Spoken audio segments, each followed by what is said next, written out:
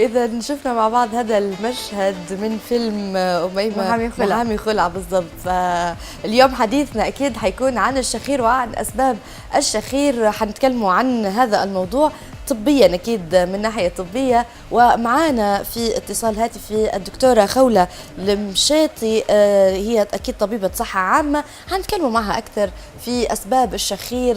وقبل ممكن ما نتكلموا عن الموضوع من ناحية طبية، خلي بس ممكن هنا تعليقي، يعني هي طلبت إطلاق لأن رجلها بيشخر بالضبط، فشن تعليقك على هذا الموضوع؟ يعني هو ممكن يكون سبب منطقي لناس وسبب غير منطقي لناس معينة، ولكن في مشكلة معينة يواجه فيها الأزواج، إن في بعض الأحيان ينكر يعني أو ممكن حتى على فكرة أخوك أو أختك ينكروا، يعني يعتبروا فيها إنها يعني أنا عن نفسي واجهني شخصيا، كان عندي صديقتي وهي راقدة تشخر، فكنا لما نقول لها أنت تقول لا، سجلنا لها باش ان هي عرفتي اقتنعت يعني.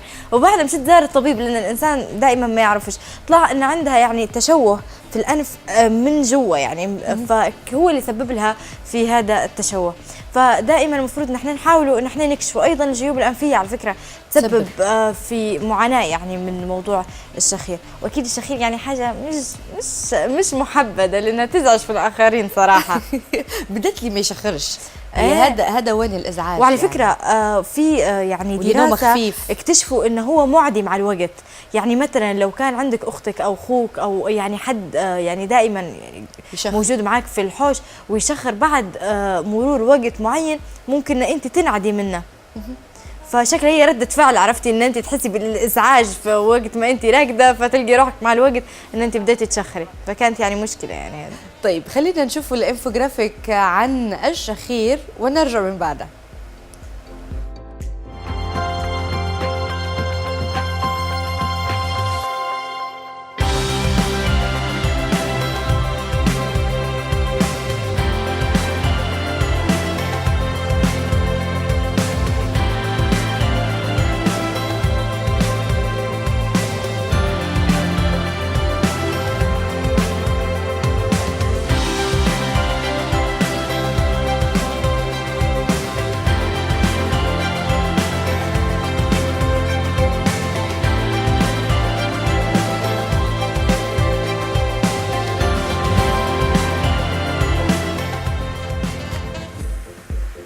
هذه كانت مشاهدينا بعض أسباب الشخير، اللي من أبرزها الجيوب الأنفية زي ما قلنا، أحيانا في تشوهات، أحيانا حتى اللوزتين يسببوا في الشخير. طبعا احنا ما بنبوش نخشوا في أسباب صحية إلا لما تكون معانا الطبيبة خلود المشيطي.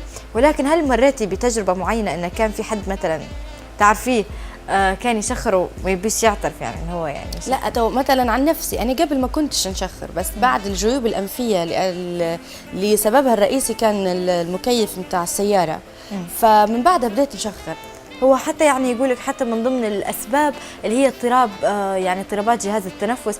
في بعض الأحيان ينصحوا الأطباء بأن الإنسان يرقد في وضعيات نوم معينة. صحيح. يحاول أن ما تكونش المخدة عالية هلبة باش ما يكونش في اختناق يعني في الركبة من جاهية. ففي يعني حاجات تساعد، لكن ما فيش أحسن من الإنسان يتجه لطبيب في وقت ما يحس، لأنه مش يزعج أيضا في الآخرين. لميز هو الإنسان يشخر نتيجة اختناق يكون يحس به، فهو يعاني أصلا، فهو نفسه أصلا يعاني. فمن الضروري أن الإنسان يعني يمشي يتجه للطبيب المختص على طول. مسكين هو الإنسان اللي يشخر في العائلة، ديما يا نار يهربوا منه، ديما مظلوم، وديما يبوش يرقدوا بحداه، وديما يعلقوا عليه ويسجلوا له. صحيح. وبالضبط. على فكرة ممكن حتى هذه لها علاقة، بما أن خلينا نرجع للمشهد بتاع الفيلم، موضوع الاختلاف بين الزوجين، يعني كيف أحيانا في تفاصيل معينة ممكن تكون هي سبب في تدمير العلاقة، خلينا نقوله. صحيح. يعني زي مثلا موضوع الشخير، يبدو هم متفقين على كل شيء بالمجمل، بس ديما نقول ان التفاصيل هي اللي تفرق. يعني مثلا هو يكون يشخر لدرجه الاخر ما عادش يقدر يتحمل يعني. وبدأت فيها على فكرة، بما انك طرقتي للأزواج، في دراسات مناقضة لبعض. فلحتى والعلماء مش عارفين يوصلوا هل نسبة الشخير يعني يصاب بها الرجال أكثر من النساء أم النساء، لأن في دراسات اكتشفوا أن النساء في عمر معين نسبة الشخير عندهم أعلى من الرجال. وفيه ايضا بعض الدراسات في عمر يعني عمر الشباب تحديدا ان العكس، ان النساء الرجال هم اللي يعني نسبه شخير منتشر ما بينهم اكثر من النساء. ففي تناقض كبير يعني في الموضوع. تتعدد اكيد الاسباب، وزي ما قلتي اميمه يعني نحاولوا ان احنا نفهموا اكثر عن هذا الموضوع من ناحيه طبيه، بس بمجرد ما يجهز اتصالنا مع الدكتوره خوله المشيطي. في ايضا يعني حنحاولوا ممكن نتكلموا حتى عن اختراعات لها علاقه بالشخير، وايضا ان شاء الله حتى هو يكون معنا ضيفنا للحديث عن زي مثلا المتسابق اللي كان انور المجركش، اللي كان مشارك في مسابقه نجوم العلوم واخترع تطبيق عن الشخير، وايضا للمساعد يساعد في للصم والبكم. الاتصال مع السيد انور بدي جاهز، فشرايكم أميمة ناخذوا الاتصال. معنا السيد أنور المجركش وهو مختص في برمجة التطبيقات. ألو، صباح الخير. صباح النور، أهلا وسهلا. مرحبتين بك سيد أنور. أهلا وسهلا، أهلا فيك. شكرا كثير لكم، شكرا لاستضافتي ببرنامجكم. سيد أنور، اليوم احنا نتكلموا على موضوع الشخير تحديدا عند النساء والرجال، وحضرتك اخترعت شيء يحاول او ان انت تساعد به الناس اللي عندهم يعني الصفة هذه، واللي فعلا يعني بسبب حاجات اسباب كثيرة يعني. طيب من وين جاتك الفكرة؟ اول شيء شكرا كثير لكم، وهذا الموضوع واحد من اهم والمواضيع والمشاكل اللي بتواجهنا في عالمنا العربي وعالم بشكل عام. يعني الشخير كان بالنسبه لي واحده من اهم المشاكل اللي بتواجهني في حياتي اليوميه. تم اكتشافه لما كنت نايم عند واحد من اصدقائي. كنت عنده زياره لمده اسبوع، وواحده من الليالي فقت ثاني يوم، فالشباب قالوا لي انه انت صوت الشخير عندك كثير عالي. فانا استغربت وصار لي عندي مثل اني تضايقت نوعا ما، انزعجت. انا بالعاده ما عندي شخير، انا هذا اللي بعرفه. بس لانه لما تنام عند اشخاص ثاني غير اهلك غير عائلتك غير العالم بتحكي لك شو صاير. فقررت اني الاقي حل جذري لهي المشكله. بحثت بجوجل، وبحثت بالعالم الطبي شو الحلول المتوفره حاليا لحل وعلاج مشكله الشخير.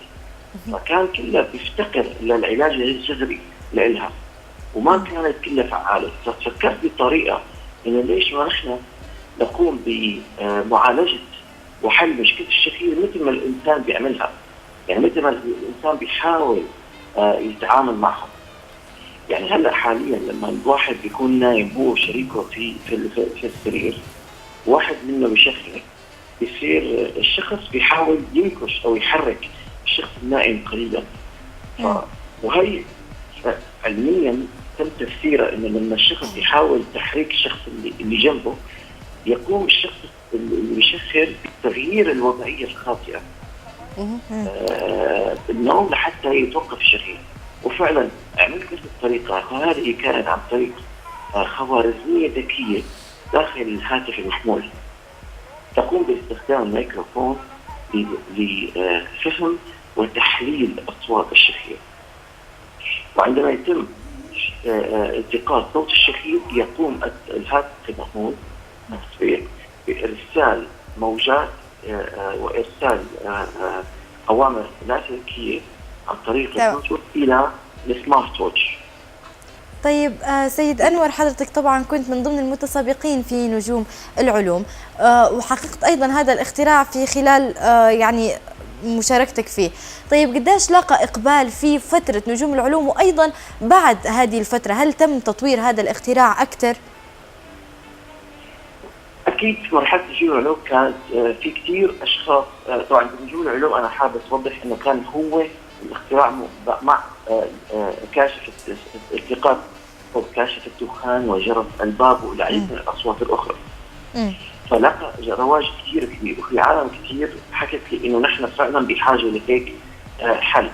فحاليا من المملكه المتحده في بريطانيا نقوم بتطوير جهاز الشخير لحتى نعمله عن يكون متطور اكثر، وان شاء الله رح يكون موجود بالسوق خلال اقل من سنه، ويقوم بالتقاط وكشف واحده من اهم المشاكل وهي السليب ابنيا.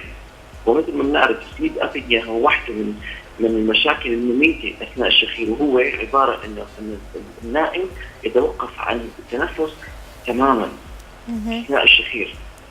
ممكن يكون زياده سمنه، ممكن يكون طريقه النوم. فنحن بالجهاز الجديد نقوم بحل هذه المشكله عن طريق هذا الحل. طيب سيد أنور، يعني شنو هي الاختراعات أو ممكن الأفكار اللي تشتغل عليها حضرتك حالياً؟ إنه قصدك شو الاختراعات الأخرى؟ بالضبط.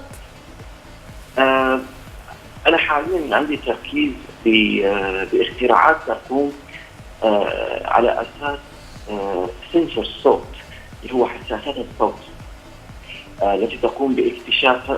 مثلا في واحد من المشاريع التي تقوم بمساعدة الناس الصم واللي عندهم مشاكل سمعية بجهاز تطبيق على الايفون والاندرويد يقوم بالتقاط صوت كاشف الدخان وبكاء الطفل وصوت جرس الباب وتنبيه الشخص اللي عنده مشاكل سمعيه لحتى يبني الجسر بينه وبين الاصوات والاجهزه الموجوده في حوله في المنزل. هذا واحد من الاختراعات. واحد من الاختراعات الاخرى هو عباره عن جهاز يقوم بكشف وقوع الشخص او عفوا الكبير في السن على الارض. هاي المشكله اللي تصير حاليا موجوده بعالمنا العربي بالعالم ككل، انه الشخص الكبير في السن معرض للسقوط على الارض. طيب. ممكن يكسر حوضه، ممكن يصير عنده مشاكل. فتم اختراع حساس لاكتشاف هذا الوقع السقوط وتنبيه العائله والمستشفى يعني. طيب سيد أنور، بعد ما حكيت لنا يعني تجربتك الشخصية تحديدا في موضوع الشخير واللي بناء عليه قررت يعني انك انت تخترع هذا الاختراع اللي ساعدنا، هل تخلصت من الشخير او يعني خف عندك؟ والله هذا يعني سؤال كثير مهم، واكيد واحد من اهم الاسباب اللي خلاني اخترع هذا الاختراع هو اني انا خفف او حل هي المشكله ما اتجوز. فالحمد لله انا بحكي ما قدرت احل مشكلتي 100%، ولكن قدرت اخفف من هاي المشكله بشكل كثير كبير. صرت اعرف شو الاسباب اللي بتصير معي اثناء الشخير، وصار جسمي تعود انه اول ما بلش بالشخير غير النوم الخطا الموجوده عندي. فصار جسمي مثل تبرمج انه انا احس بهذا الصوت، اني انا وقت كنت عم شخر مباشره غير النوم الخطا اللي انا كنت عليها. بقدر اقول اني انا مشكله عندي كثير الحمد لله خفت عن اول، بدون الحاجه لحتى الجا للحلول الموجوده بالسوق اللي هي جدا صعبه وما بتحل اصلا المشكله في عالم الحال. شكرا لك سيد أنور المجركش، كنت معنا في اتصال الحديث عن اختراع اللي يعني شارك به في مسابقة نجوم العلوم، كان له علاقة بالشخير ومن تجربة شخصية، يعني ممكن إلهامه كان من تجربة شخصية من قلب المعاناة.